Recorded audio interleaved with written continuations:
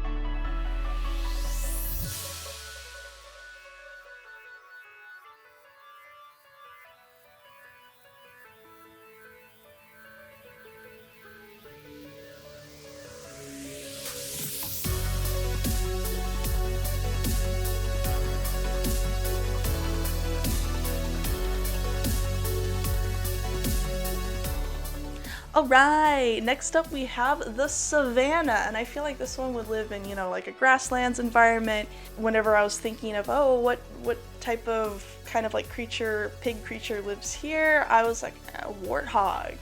So I thought of a warthog piglet. I did decide to give it a little tail because one of the big features of warthogs is that whenever they run, they have their little tail that sticks straight up. It's really cute. So I kind of wanted to incorporate that into the SWINUB design, so I just gave it a little tuft. And whenever I work on Piloswine, I think I'm gonna develop that a little bit more, make it not just be a little stub, you know, have an actual tail. But for SWINUB, I don't think that the little full-on tail would kind of work with the Pokemon, because again, the challenge is still to try and keep it looking like as much as a SWINUB as possible, although I kind of break that on the last variant, to be honest, but we'll get there when we get there.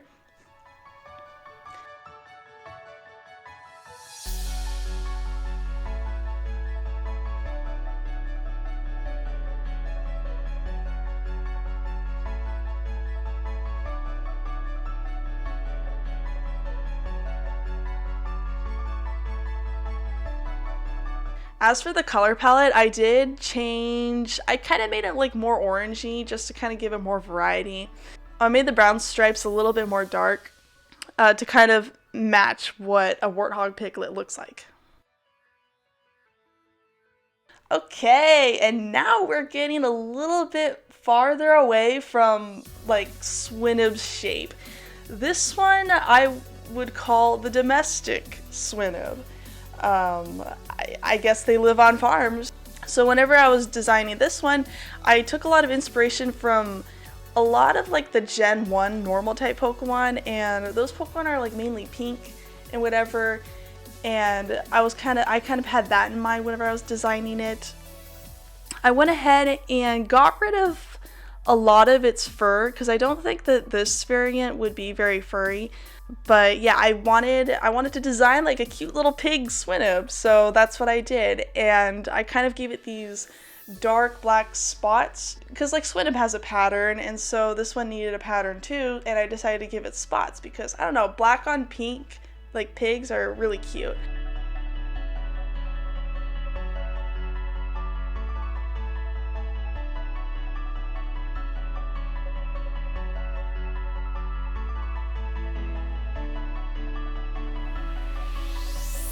And like for the tail, I was struggling. I was struggling, man. But I finally got it in the end.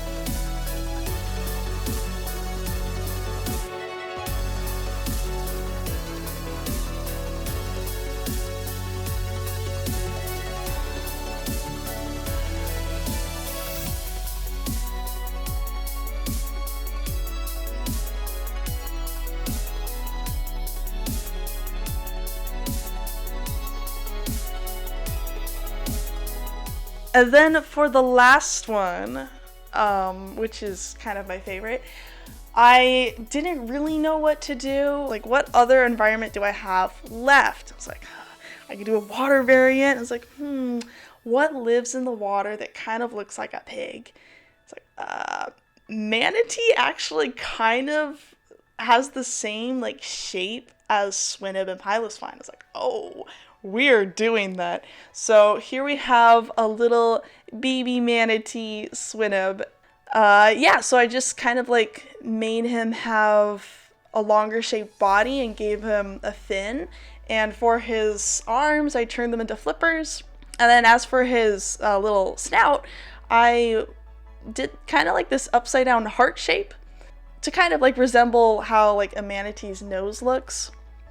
And then for the eyes, I don't know why I did like the eyelashes. I looked at other water type Pokemon, I think like Gorbis and I think Alomomola or whatever, they have that. So it's just like, you know what, why not? We'll just add a little something to this design.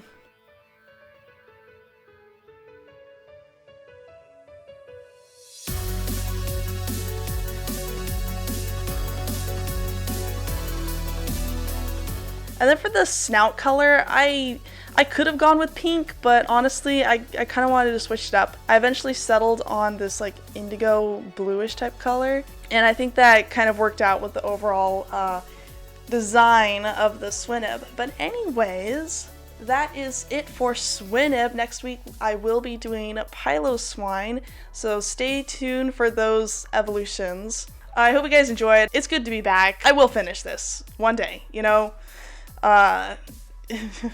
maybe a little bit later than how I expected or thought, but I will get there.